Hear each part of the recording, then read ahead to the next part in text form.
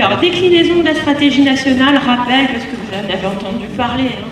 Évidemment, depuis la nuit des temps dans les Greta, on dit équilibre fonds privés, fonds publics, hein. On l'a toujours dit. Ah si, ça fait longtemps. Hein. Il y a 15 ans, on aurait dit ici, plus de fonds publics, moins de fonds privés. Ah, écoutez, alors, bon, moi j'ai été en Ile-de-France, région Orléans-Tours aussi, vous voyez, et on disait déjà ça. Bon, pourquoi? Parce qu'il y a toujours une forme de risque et on s'en rend compte de plus en plus que même quand on répond à un appel d'offres public, le renouvellement n'est pas garanti. Hein. C'est pas parce qu'on a bien fait que la deuxième fois on réussit le coup. On est de plus en plus fragilisé hein, par toutes ces procédures. Donc c'est bien de garder des fonds privés et voilà, et d'équilibrer. Ensuite, engagement dans les pactes État-région au profit des demandeurs d'emploi. Vous voyez que de plus en plus, on doit se rapprocher du demandeur d'emploi. Ça, c'est un mouvement qui est nouveau. On va aller les chercher au plus près de chez eux. On va chercher la précarisation le plus loin possible. Je ne sais pas si vous vous en rendez compte, mais il y a un mouvement énorme que là, on ne connaissait pas il y a 15 ans, par contre. Ça, clairement. Donc, on se rapproche d'associations, de partenaires locaux qui vont nous les chercher, nous les tirer. Et après, on a, nous, tout ce processus d'accompagnement à mettre en place. Ça, c'est totalement nouveau. Densification des relations avec les branches pro et les OPC pour développer l'offre d'apprentissage et de professionnalisation. Vous avez bien compris l'enjeu. Si on ne développe pas l'apprentissage, d'autres vont le faire. Et ça, c'est en train de se développer très fort. Et j'ai envie de dire de plus en plus fort avec les marques. Hein. Vous voyez bien qu'il y a des CFA qui sont marqués. Développement de l'activité bilan mobilité de l'accès à la VAE. Vous savez qu'avec la nouvelle loi qui prévoit qu'à mi-parcours ou à mi-carrière, on puisse se renouveler, changer, ça c'est inscrit dans la loi, les gens ont le droit à bilan de compétences. Ils ont le droit à une VAE. Et ça c'est une activité à intensifier. Renforcement des services et des formations pour les publics les plus éloignés de l'emploi, voilà. Et professionnalisation des équipes. Bon, alors, sur le plan académique, de ce qu'on vient de dire, on comprend qu'il faut s'implanter, peut-être davantage auprès de partenaires qui sont nouveaux, hein, notamment les OPCO, développer les partenariats, et notamment les partenariats de territoire. C'est-à-dire que si on veut chercher nos publics éloignés de l'emploi, c'est évident que ça, c'est à mailler au plus profond. Renforcer notre image et notre positionnement, évidemment, jouer collectif, puisqu'on est un réseau, et que quelquefois, la réponse ne peut se faire qu'en réseau. C'est le cas de la HSP en ce moment. Voilà.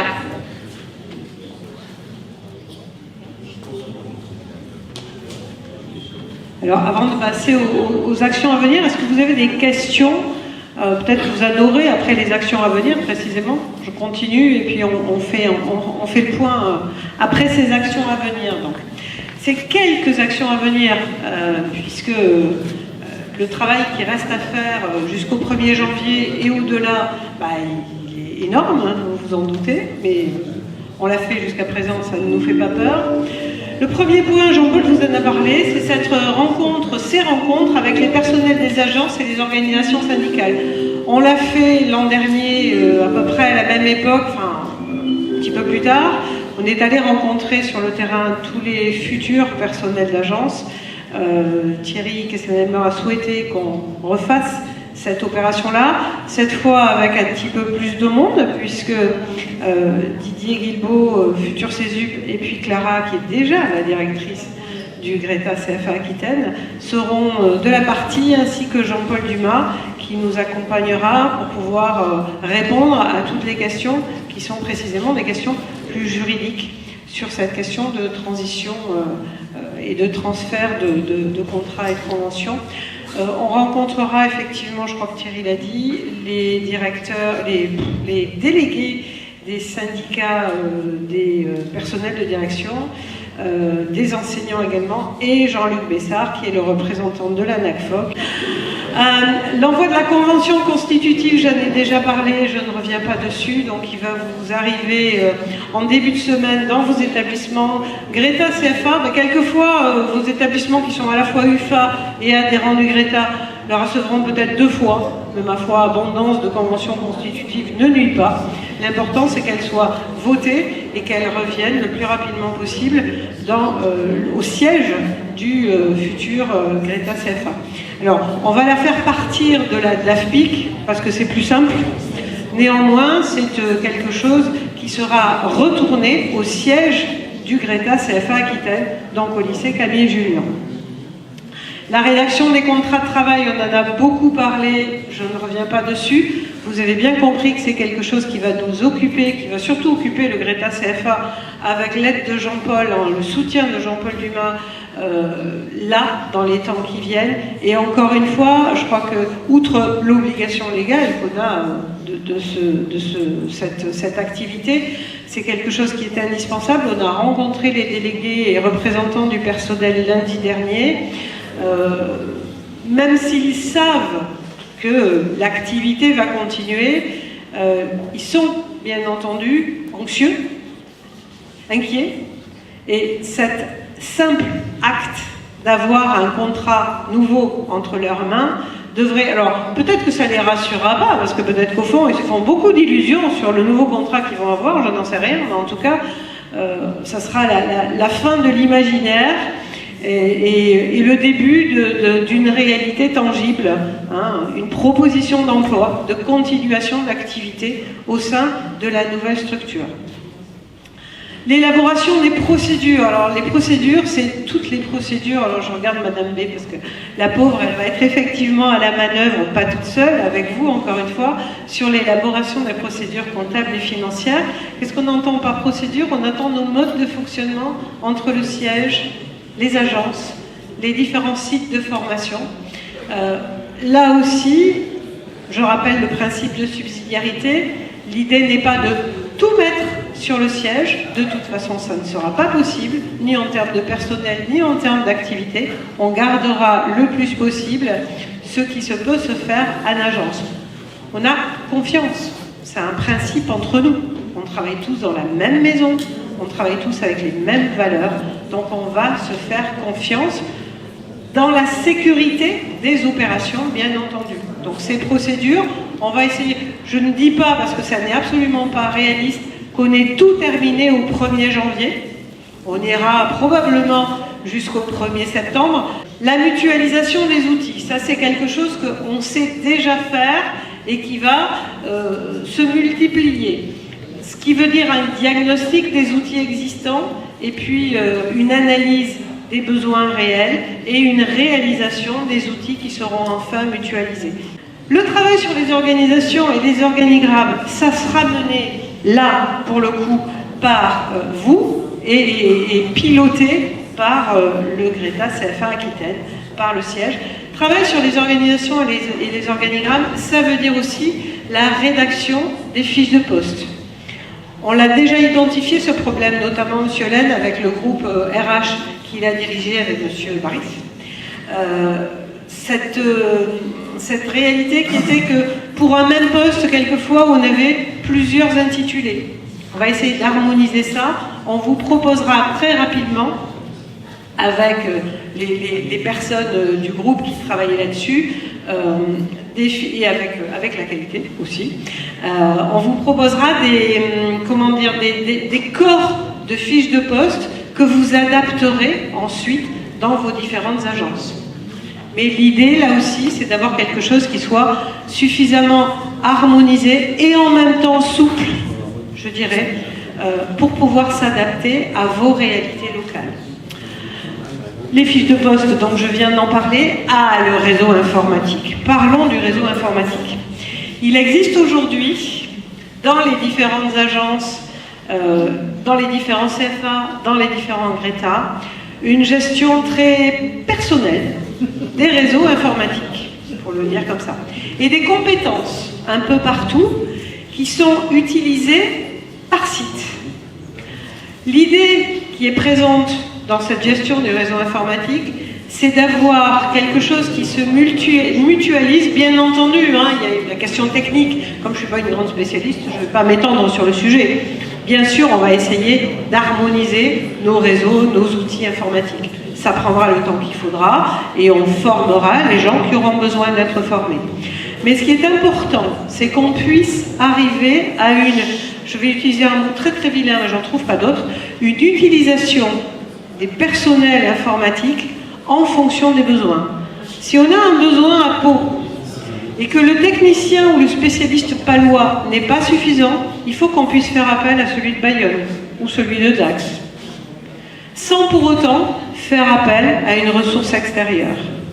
Donc cette gestion mutualisée des compétences, on va la mettre en place rapidement entre DAFPIC, oui c'est urgent comme dit Clara effectivement, entre DAFPIC et Greta CFA Aquitaine, de façon à avoir quelque chose qui soit, alors là pour le coup vraiment une organisation mutualisée et je vais réutiliser le terme d'agile parce que c'est un terme qui est extrêmement à la mode, mais qui représente bien finalement ce qu'on souhaite mettre en place.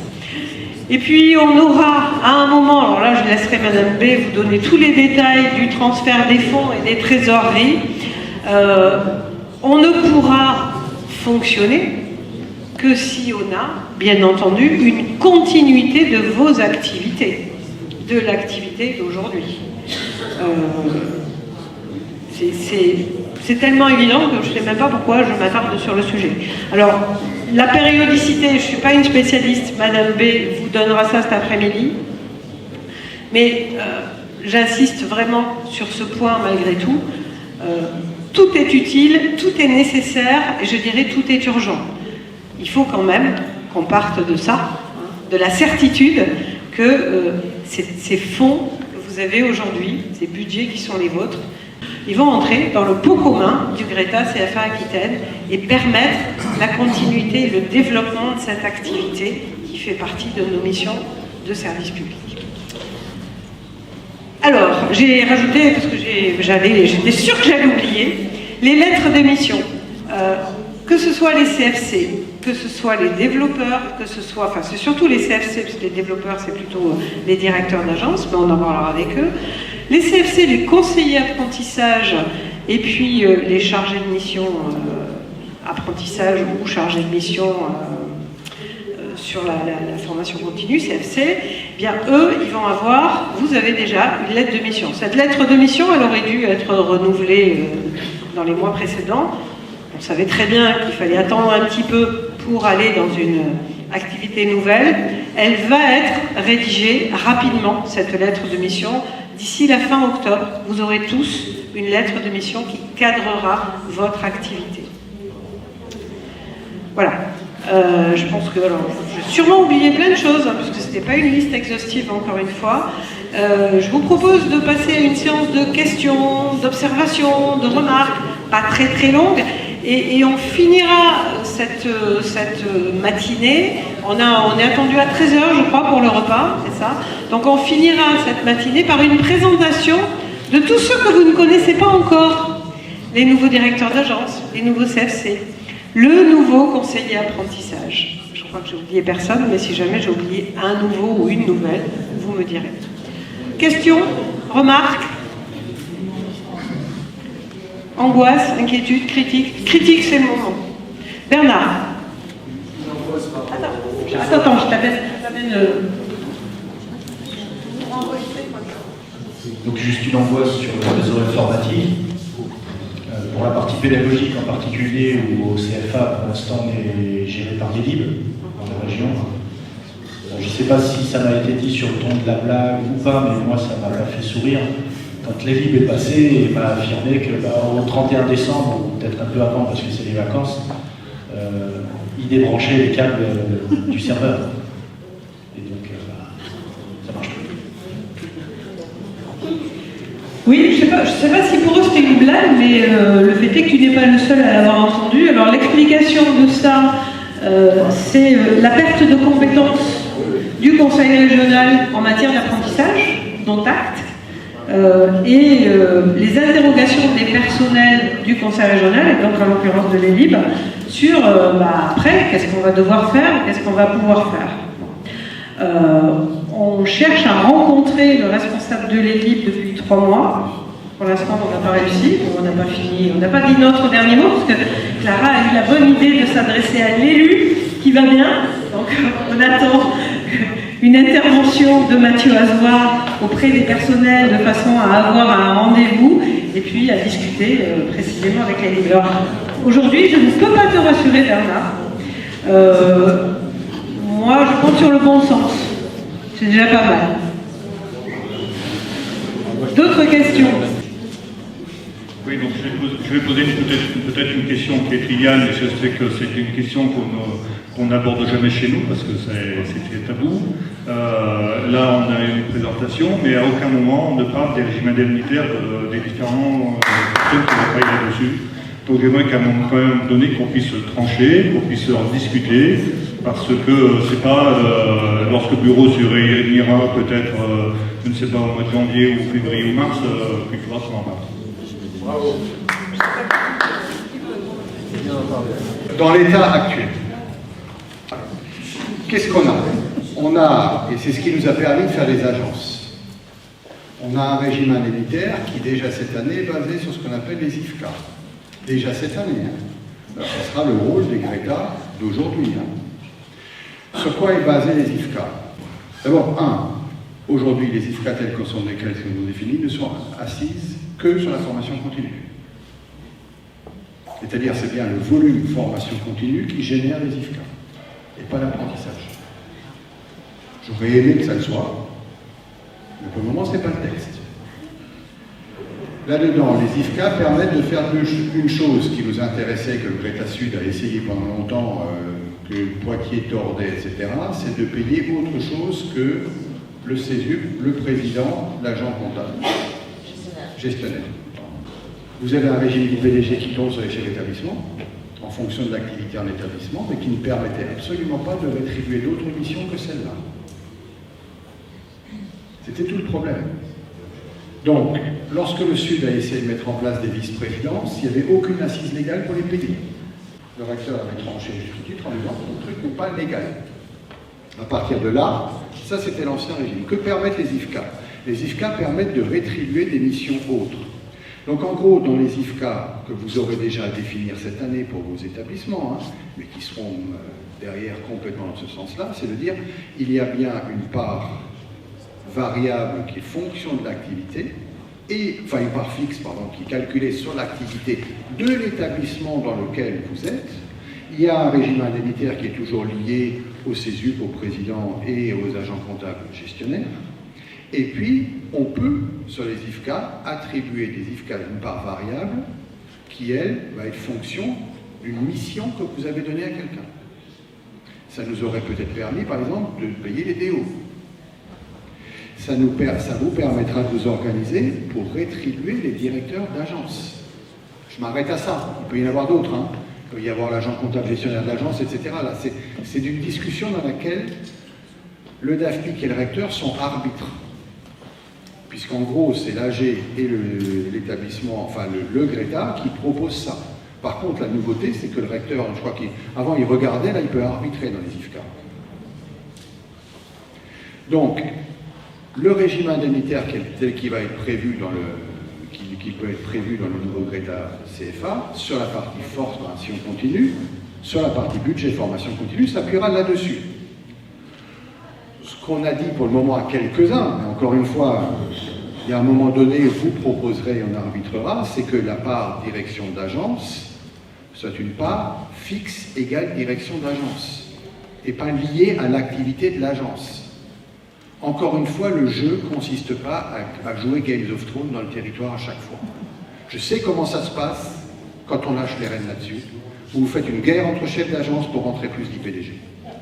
Je suis désolé de parler comme ça, mais à un moment donné, ça revient. Je me bats depuis 5 ans sur des trucs comme ça. Gérard, on était témoin, on a discuté assez souvent de choses comme ça. Il faut qu'il y ait à un moment donné une part liée à l'activité, une part liée à la mission. À vous de définir les missions et de ce qu'elles valent. Moi, je ne vous invite pas à lier les missions à un développement concurrentiel par rapport à un voisin, parce que de toute façon, le volume de base, il est le même. Sur l'apprentissage, on est sur le budget apprentissage. Il y a un budget avec un numéro apprentissage. Donc sur l'apprentissage, quel est le régime indemnitaire qui existe aujourd'hui? Mais il existe sur les CFA, il existe sur les UFA. La question qui se pose, mais qu'on a posée au ministère, sur laquelle ils nous disent, et si vous regardez la foire aux questions, il y a bien une incise en disant attention, en cours de réflexion. Pourquoi? Parce que le régime des UFA, tel qu'il est aujourd'hui, si on l'applique tel quel, je vous promets que vous tuez la structure. C'est-à-dire qu'en fait, un régime d'UFA qui paye un taux plein au premier apprenti va conduire après un ou deux apprentis à mixité à s'arrêter là pour être payé plein pot et ne pas en faire plus. Puisqu'on est payé pareil de 1 à 49. Et qu'on est quasiment en rétribution. 500, c'est presque pareil. 500, à 30 € près, 500, c'est pareil.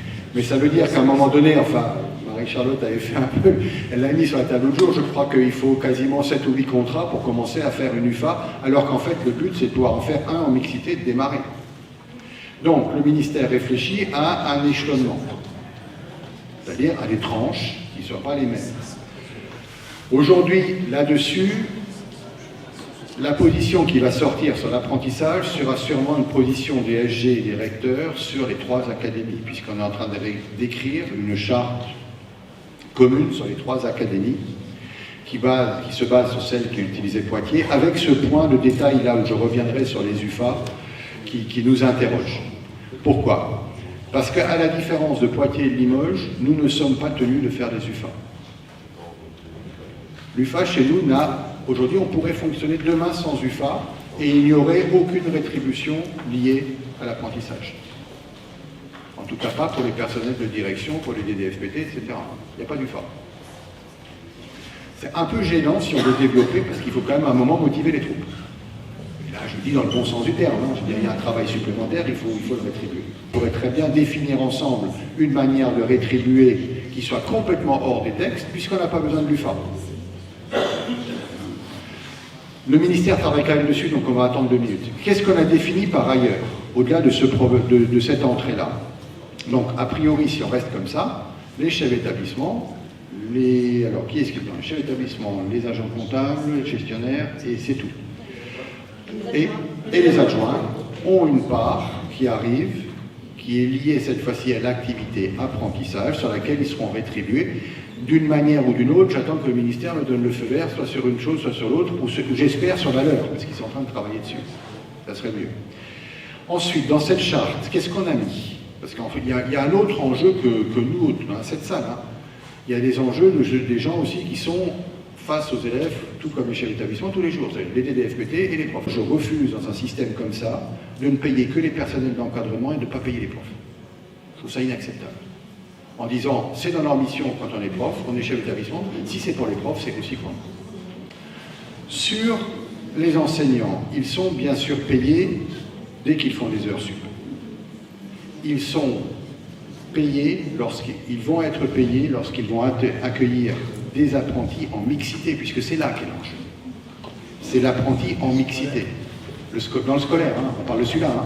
C'est-à-dire les 2 ou 3 élèves, les 2 ou 3 apprentis qu'on prend en plus, sur lesquels il faut faire un travail de différenciation, il faut l'accompagner chez lui, il faut faire du travail à distance. On a listé ces activités-là et on est en train de construire un modèle où cette activité-là sera payée. Elle est définie par le chef de site, validée par le chef de site, parce que c'est lui qui voit ce qui a été fait, transmis par l'agence au CESU, qui lui sera en même de payer ça. Sauf décision contraire du chef d'établissement, c'est le DDFPT qui est le premier animateur pédagogique.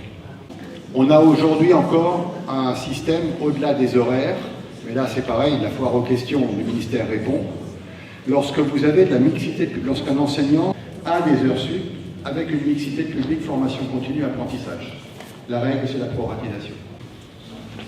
Alors, concernant l'organisation budgétaire, nous avons eu une réponse de la DAF, de la Direction des Finances, qui nous informe qu'au niveau du budget, il y aura un seul budget annexe et de fait, le CFA et les GRETA seront scindés, dissociés dans 2 domaines différents. Donc au niveau du suivi analytique, nous aurons bien 2 bases différentes, un domaine formation continue, un domaine apprentissage.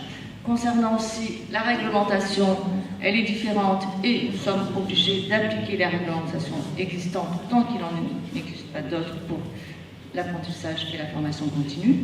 Et concernant le suivi des rémunérations et la mise en place des paiements, nous aurons 2 bases différentes au niveau de GAPE, une base apprentissage et une base formation continue. Donc le suivi analytique sera forcément à mettre en place dans le cadre de notre mission de service de SRH. Donc nous allons effectivement avoir un suivi de près de toutes ces charges pour lequel l'année 2020 sera effectivement très importante. Voilà, donc au niveau de la construction budgétaire, je m'en expliquerai cet après-midi avec les collègues et nous ferons des propositions, mais d'ores et déjà, nous allons mettre en place 2 domaines différents qui nous permettront de les suivre de façon très précise. Merci Madame Bell. On va faire la chose suivante. Je crois qu'il y avait 2 questions.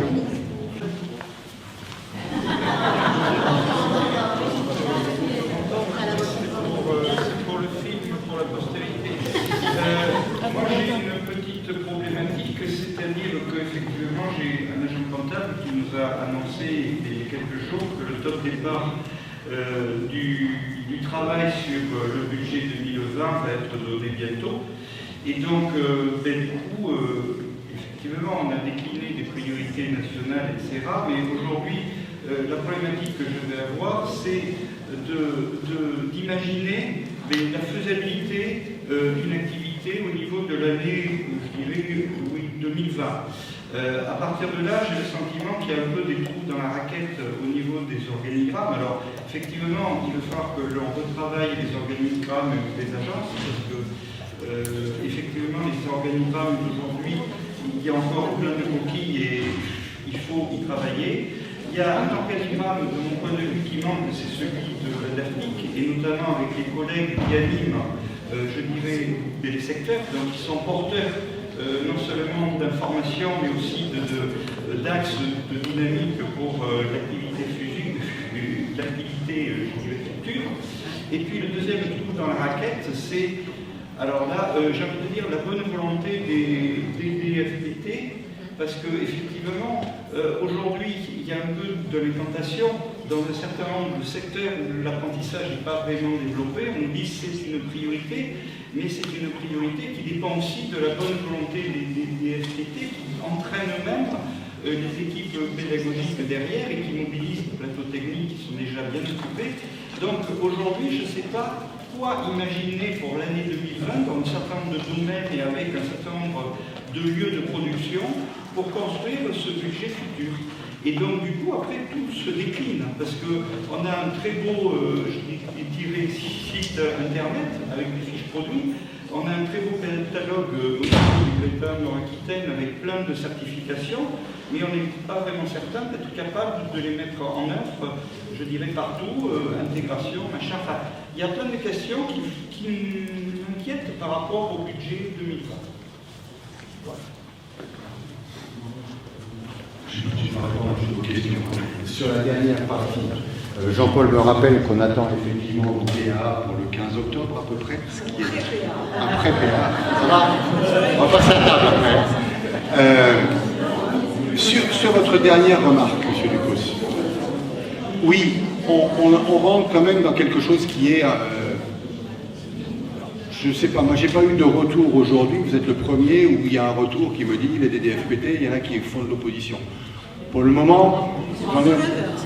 Pardon? C'est plutôt l'inverse. Ouais, j'ai pas, je veux bien, on va regarder avec eux. J'ai pas eu ce retour-là, donc je le prends comme une information et on va voir. Là, il y a une réalité derrière ça qui est un peu complexe en termes de volume. Pourquoi? Parce que sur l'apprentissage, on va rentrer sur 2021, sur la rentrée 2020. Je parle que de ça, hein, parce que ça c'est du neuf et puis c'est plus compliqué à la limite pour moi. Sur 2020, on va avoir, comme cette année, une réflexion, quelles sont les places vacantes potentielles, quels sont les potentiels d'apprentissage. Avec accord des équipes, mais c'est du potentiel, il faut trouver le gamin. Je me rends compte, et on est en train d'essayer de régler une chose avec le collègue de Borda, là, Jean-Louis Etchessa, je ne sais pas où il est, je l'ai vu ce matin. Voilà. Bête, le fils d'un copain qui arrive, il me dit j'ai rien trouvé, Parcoursup m'a dit non. Je lui ai demandé quoi? J'ai demandé du BTSTP, par apprentissage, et il attend une affectation comme il attendrait une affectation élève sans avoir compris ce qu'on lui a dit en amont. Ça veut dire qu'on a un vrai travail, effectivement, dans les établissements, à faire comprendre à les élèves de terminale que derrière, ça ne pourra pas se gérer par une affectation. Et puis, il y a un dernier point, qui n'est pas neutre. On l'a évoqué hier sur une réunion nationale, il y avait des élus des régions. Cette année, on a maintenu la carte de la région, parce qu'il y a une compensation. L'an prochain, en dessous de 8 apprentis au tarif où on payera nos profs, on ne pourra pas laisser les cartes région ouvertes. Donc il va vraiment... Non, ça veut dire qu'avec les directeurs, les actuels directeurs de CFA et les conseillers apprentissage, il faut que là, maintenant, on se projette sur une carte 2020 de l'apprentissage, ce qu'on maintient, ce qu'on ne maintient pas, ou comment est-ce qu'on couple, quand c'est en proximité, la fusion. Parce qu'on est vraiment sur une carte à partir de 2020 où nos formations qui, sur les cartes régions, sont majoritairement en autonomie, devront être soit à l'équilibre minimum, soit on décide, parce que c'est un enjeu stratégique de territoire ou de filière, on la maintient ouverte à perte en compensant ailleurs. C'est ça l'idée. Hein. Donc là, il y a une vraie réflexion aujourd'hui à avoir. Nous, on va l'avoir au niveau de l'apprentissage. Je dirais, même si ce n'est pas le boulot de départ des conseillers de l'apprentissage, il faut complètement qu'on les intègre là-dedans parce que c'est eux qui connaissent le terrain là-dessus. Oui, oui, on est d'accord. Il y avait une autre question. Oui. Et puis après, on s'arrête.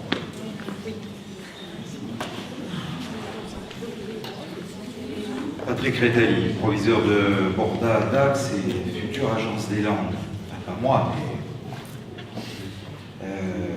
D'abord, j'espère me faire le porte-parole de l'Assemblée pour vous remercier tous de cette présentation et puis de ce moment de réunion, et puis pour saluer les nouveaux collègues qui arrivent dans cette barque, qui n'est pas dit galère.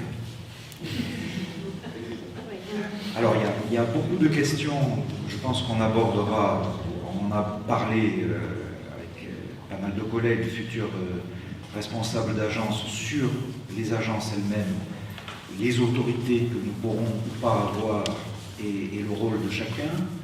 Et on aura, une fois qu'on aura lu la Constitution, qui va évidemment ensuite être adoptée, je l'espère, par les CA. Mais ça, c'est autre chose. Je voudrais revenir sur ce qui a fait un instant le bonheur des chefs d'établissement lointains dans les départements qui ne sont pas ceux de la Gironde et de Bordeaux. Donc, je ne veux pas me faire le porte-parole des territoires, mais il se trouve que beaucoup de collègues de chefs d'établissement m'ont appelé sur ces questions, et donc je me fais un devoir de vous les retourner. Aujourd'hui, on l'a vu, on a une infrastructure ou une structure très centralisée à Bordeaux, avec la présentation d'une direction centrale et d'une hiérarchisation des choses. On a vu aussi qu'il était question de mutualisation et de travail collectif. Je voudrais revenir là-dessus sur la décentralisation, c'est-à-dire comment est-ce qu'on va pouvoir partager avec les établissements qui vont être des sites de production. Et donc les chefs d'établissement dont on attend localement qu'ils soient les porteurs de ce Greta CFA. Alors, j'imagine que dans le futur Greta CFA, il va y avoir un article parlant de l'Assemblée Générale. On l'a vu un peu dans vos diapositives. Il va y avoir une Assemblée Générale, un bureau, un président, etc. Je ne pense pas que l'Assemblée de début d'année, l'Assemblée de fin d'année à Bordeaux, alors je ne sais pas où ça aura lieu, au Zénith, ou enfin, avec la masse de ceux qui seront là. Bon, je suppose que ce n'est pas pendant ce moment au Zénith qu'on va pouvoir parler de ce qui se passe dans les départements, à Mugron, dans les Landes, à Morsinx, etc. Donc, y a-t-il eu une réflexion ayant abouti à des éléments déjà dans la partie constitutive, parce qu'on sait que quand c'est écrit, ça se fait d'autant mieux, qui permettront au département, j'insiste sur ce mot, je ne parle pas de Bordeaux et des agences sectorielles, qui permettront au département de faire vivre de façon assez officielle, voilà, assez systématique, la consultation des chefs d'établissement sites de production, une politique qui forcément va être une politique différente selon qu'on est en Dordogne, en Lot-et-Garonne ou au Pays Basque, et je le dis bien sans créer un Greta du Pays Basque ou un Greta des Nords, pas la question. Quelle politique on va pouvoir mettre en œuvre avec quel élément officiel, et est-ce que le directeur d'agence aura les moyens et une certaine latitude pour pouvoir créer cela.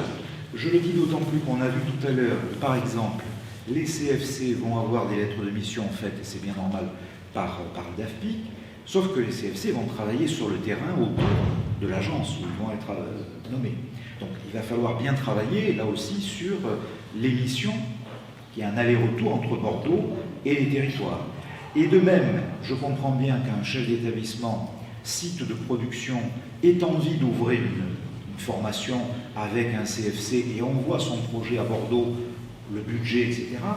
Sauf qu'à ce moment-là, il faudra quand même penser à ce qui se passera départementalement pour qu'il n'y ait pas de contradiction et que chaque chef d'établissement n'ouvre pas sa formation sans passer par les chevaux départementaux. Je te réponds, voilà. Patrick, sans problème. Merci. Alors, merci. Parce que ça replace complètement l'agence. Alors, si on parle uniquement de la convention constitutive, pour rentrer dedans, après je rentrerai dans ce que tu as décrit. Je ne sais pas quelle sera la taille de l'AG, de toute façon ça c'est très réglementaire. Ce qu'on a défini aujourd'hui, mais qui peut être amené, s'il le faut, dans une convention constitutive, on peut peut-être rajouter quelque chose en ce sens-là, il faut la voir. Ce qu'on a fait aujourd'hui, principalement, c'est de travailler sur le point clé de l'entité qui se réunit de manière régulière et qui doit représenter le Greta CFA, c'est le bureau.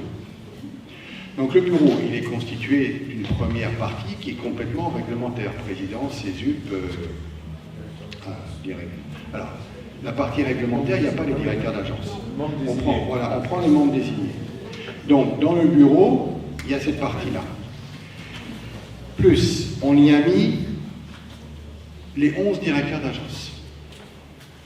Donc, un des rôles, justement, on va revenir après, c'est quand on dit une agence est un lieu d'animation et de développement, c'est que tout ce que tu as décrit en animation et en développement, elle se fait piloter par le directeur de l'agence. C'est son premier rôle. C'est d'arriver à travailler sur le département avec ses collègues de manière à définir quelque chose. Pour ça, effectivement, c'est lui qui me propose en premier la lettre de mission des CFC. Aujourd'hui, c'est le président du Greta. On travaillera ensemble avec le futur président du Greta, c'est pas le problème. Mais c'est bien le chef de l'agence qui, à un moment donné, dit « Moi, les CFC, j'ai organisé leur travail comme ça, puis qu'est-ce que tu es d'accord ?» Ici, après. Donc on a bien une organisation du travail à ce niveau-là. L'exemple que tu décris de la formation qui veut ouvrir à un endroit, pour moi, il n'est pas normal dans le process qu'elle ne passe pas par l'agence. Ouais, il faudra qu'on regarde. Ça, quand on va définir les flux, pour moi, l'agence est le lieu où, soit sur un territoire, soit dans un domaine, là, si on parle de l'industrie, il ne peut pas s'ouvrir quelque chose sur l'industrie à Bordeaux en passant directement sur le CESUP, sur le président. Ça passe forcément par l'agence qui est basée à Eiffel. C'est elle qui voit la cohérence de l'ensemble sur son territoire. Sinon, c'est pas la peine. Sinon, la notion d'agence, elle n'a pas de sens. Pour finir sur le bureau, on s'est posé la question de la place de la représentation de l'AG. Et donc, en fait, pour les chefs d'établissement, ce qu'on a écrit, vous le verrez dans la Convention constitutive, c'est que chaque département envoie 2 personnes en plus au bureau. Ça fait des bureaux conséquents aussi, mais bon, il fallait faire ça, sinon ça ne représente rien. Donc, chaque département envoie 2 personnes qui doivent avoir ils ont une double contrainte. Il y a du collège et du lycée. Et c'est genré en mixité, hommes et femmes. Donc, une fois qu'on a mis tout ça, on commence à avoir un bureau un peu conséquent. Mais qui, on espère, du coup, représente les territoires, puisqu'il y a 3 personnes par département à minima qui sont là. Après, les organisations, on est d'accord sur la partie des flux. On a défini dans le tableau là qu'on a renvoyé un certain nombre de choses, mais je crois qu'il faut qu'on l'écrive avec des flèches, des schémas, etc. Et on est d'accord, c'est bien au niveau de l'agence que les choses s'organisent et parlent. Ça remonte en bureau, c'est validé en bureau, les moyens sont décidés, et à partir de là, le chef d'agence met en route. Et quand on dit ça, ça veut dire que, je vais plus loin, on a un problème à un moment donné de plafond d'emploi. Vous décidez d'ouvrir, enfin, un département ou à Bordeaux, l'industrie dit on veut ouvrir ça, ça coûte tant en emploi. Le bureau avec l'AG décide que oui, à partir de ce moment-là, le chef d'agence a le feu vert pour créer, enfin, prendre tout le circuit d'emploi que Jean-Paul a défini, etc. Mais c'est bien au niveau du chef d'agence que ça se fait. Bon, on arrête là. On arrête là, je suis désolée, le personnel du restaurant nous attend et fait des heures sup exprès pour nous, donc on va peut-être finir là-dessus. Vous avez ici les ateliers, on n'a pas encore les salles, vous les aurez à 14h avec les différents participants.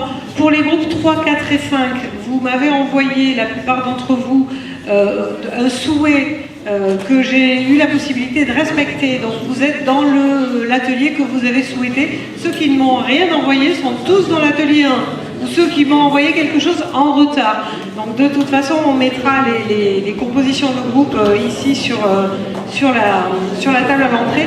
La salle est prise de 2h à 4h, donc ne laissez pas vos affaires à l'intérieur. On se retrouve ici à 4h, quoi qu'il en soit, pour faire une tournée générale des ateliers et une conclusion. On fera la présentation des nouveaux à ce moment-là.